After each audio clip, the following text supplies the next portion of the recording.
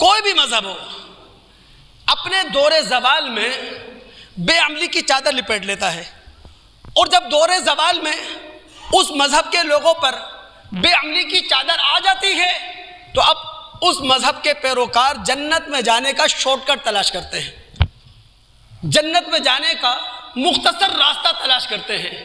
بھائی چند دنوں کے بعد شب برات آئے گی، ضعیف روایتوں کا سہارا لے کر اتنا بڑا مذہبی ایونٹ تخلیق کر دیا گیا ہے، بنا دیا گیا ہے کہ لوگ اپنی ساری نجات اسی رات میں سمجھتے ہیں۔ گزشتہ کل 27 رجب تھی، اور اسی 27 رجب کی رات اسراء و معراج کے نام سے رات لوگ جاگے ہیں، عبادت کی ہے، روزہ رکھا ہے۔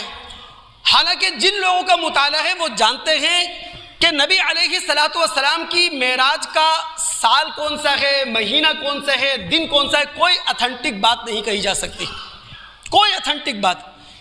اگر سال بتایا جاتا ہے، مہینہ بتایا جاتا ہے، تاریخ بتائی جاتی ہے تو وہ صرف ایک ترجیحی معاملہ ہے، میں سمجھتا ہوں یہ بہتر ہے، ورنہ اختلاف ہے کس سال میں ہوئی، کس مہینے میں ہوئی، کس تاریخ کو ہوئی، سمجھ میں بات نہیں آئی۔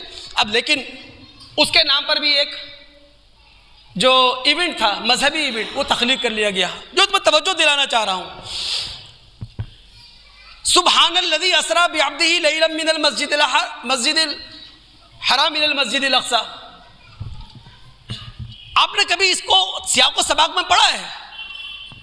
یہ مکہ کے دور آخر میں نازل ہونے والی صورت ہے۔ میں آپ کو بتا چکا ہوں مسلمان دو دھاری تلوار پر سفر کر رہے ہیں، مکہ کی زمین ان کے رہنے کے قابل نہیں ہے، وہ جانیں بچاتے پھر رہے ہیں۔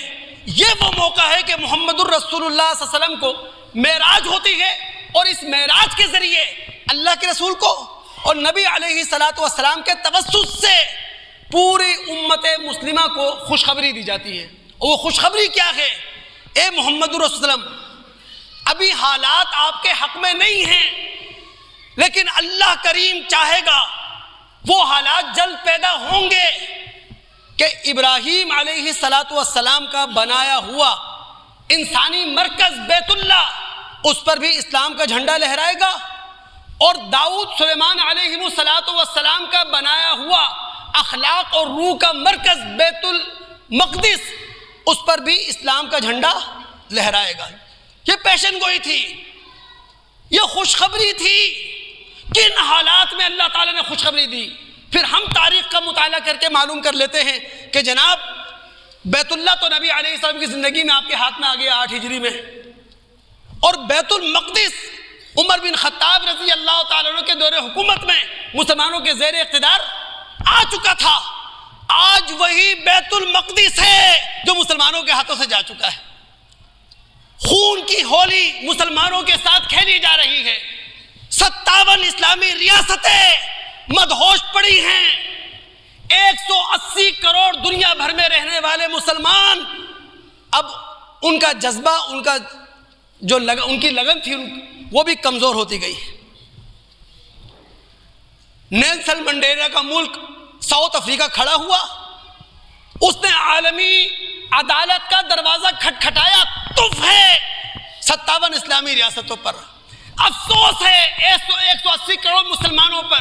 نیلسن منڈیلا کا ملک ساؤتھ افریقہ کھڑا ہوا، اس نے عالمی عدالت کا دروازہ کھٹکھٹایا، کم از کم فلسطینیوں کا کیس وہاں لے جا کر، فلسطینیوں کے کیس وہاں لڑ کر اتنا تو کہلوا لیا عالمی عدالت سے کہ اسرائیل جو کچھ غزہ میں کر رہا ہے، فلسطین میں کر رہا ہے، وہ عالمی کنونشن کی خلاف ورزی ہے، وہ انسانی حقوق کی خلاف ورزی ہے۔